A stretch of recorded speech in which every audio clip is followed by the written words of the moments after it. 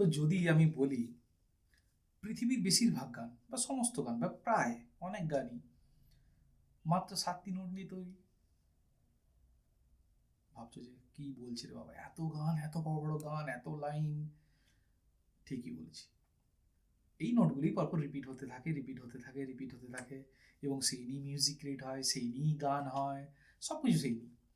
যেমন আমরা ইন্ডিয়ান ক্লাসিক্যালে দেখি সারে গা মা পা ধা নি, তাই না? এটা আমরা ইন্ডিয়ান ক্লাসিক্যালে দেখি। তেমনই ওয়েস্টার্নে যদি আমরা যাই তখন সেইগুলোকে ABCDEFG এইরকমভাবে বলা হয়, ঠিক আছে? এবং এই ABCDEFG এইগুলোকে বলা হয় মিউজিক্যাল অ্যালফাবেট। এগুলি ছাড়াও বাকি কিছু আছে, সেগুলোতে এখন আসছি না, সেটা আজকে টপিক নয়। তো এই যে নোটসগুলি কন্টিনিউয়াসলি সাইকেলের মতো রিপিট হতে থাকে, মানে ABCDEFG, আবার ABCDEFG, আবার ABCDEFG। ভাবো কেমন জিনিস, হ্যাঁ? এই কয়েকটা জিনিস নিয়ে এত কিছু তৈরি হচ্ছে, এত সহস্র সহস্র লক্ষ লক্ষ কোটি কোটি সুর, তবুও সব নতুন। দারুণ জিনিস না মিউজিক থিওরি? সে তো নিশ্চয়ই খুবই সুন্দর মিউজিক থিওরি। সহজভাবে যদি তোমরা বুঝতে চাও তাহলে দেখবে এত সুন্দর যে তোমাদের খুব ভালো লেগে গেছে। এবারে যদি আমরা কিবোর্ড বা পিয়ানোতে আসি, যেমন পিয়ানোতে দেখো এই হোয়াইট যে কিগুলো আছে, সরি এটাকে পিয়ানো করিনি, যে হোয়াইট যে কিগুলো আছে, এই হোয়াইট কিসগুলো কি আছে না, এইগুলো হচ্ছে সমস্ত আমাদের ওই ABCDEFG, আর ব্ল্যাক কিসগুলো পরে আসছে, কি ওগুলো তো এখন বলছি না আমি।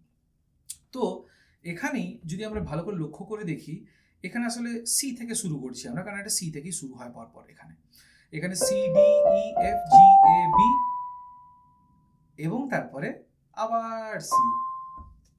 তাহলে কি হলো, সিতে শুরু করলাম, সিতে আবার শেষ হলো, দিয়ে আবার CDEF করে আবার শুরু হচ্ছে।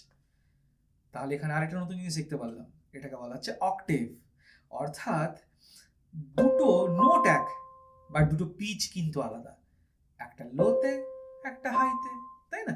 তো CDEFGABC, তাহলে যখন একটা নোট থেকে আরেকটা নোটে আমরা যাচ্ছি, অর্থাৎ পিচও যখন চেঞ্জ হচ্ছে, সেই ব্যাপারটিকে বলা হয় অক্টেভ।